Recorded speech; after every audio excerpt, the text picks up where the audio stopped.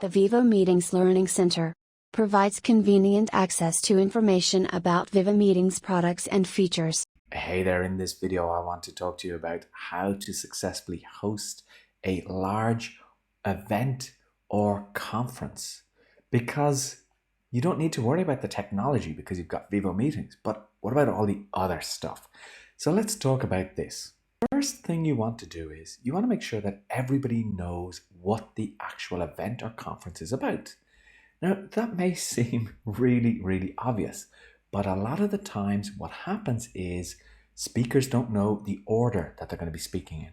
There's no agenda sent out, so people don't know, well, what's going to happen. Make sure that if you have set the conference for, let's say, 3 weeks in advance, that you send out reminder emails. Get people excited to join so that they know what is actually happening. So it's crucial that everybody knows what's going to take place at the conference or meeting or event. So it's important that you plan. Now, if you are holding a large conference or event, make sure that you contact Viva Support just to let them know so that they can ensure that everything will run smoothly. Because, for example, if you expect a full 300 people to join, just let us know that you're doing this conference. Let us know that this event is happening so that we can make sure that everything runs smoothly from a technical point of view. There's no reason that it won't, but it's always good to advise us because then we are ready. Now, remember another thing, that even if you invite 500 people, maybe they will all not turn up. But do be careful, because what happens if you invite 500 people and they all want to turn up? So here's what you should be doing. When you are sending out information about your conference or event or meeting, let people know that registration is on a first come, first served basis, and that there is a limit of 300 people that can actually be accepted, because then people will have more urgency to sign up for your event or conference. Now, another thing that is really useful is to have someone helping you with your conference.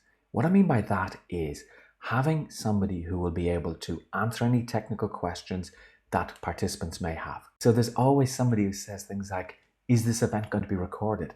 And you as the presenter don't want to be distracted, or you don't want other presenters to be distracted by these questions.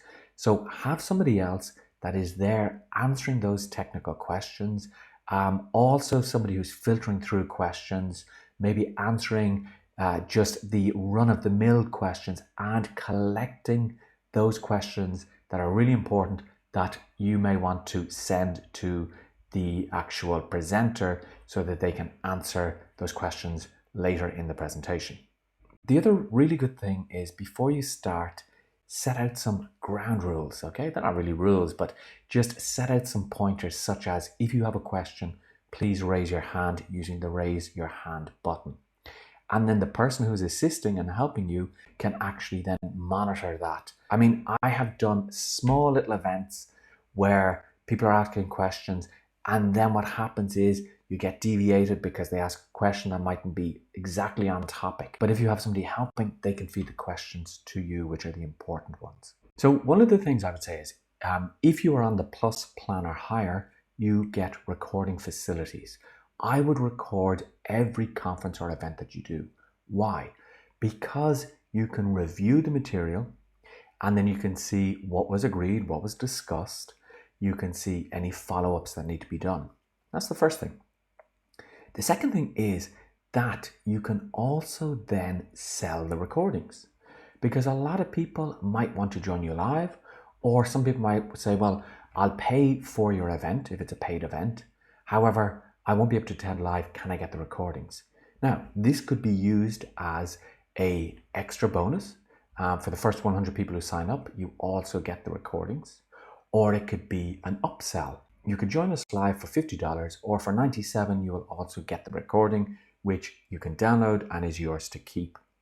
The other thing is, if you have the recording, you can then edit segments of that video and use it and repurpose the content. Now, another thing that you should think about is making the conference interactive, in the sense that get your presenters, or if you are the main presenter, to ask questions along the way so that participants can reply.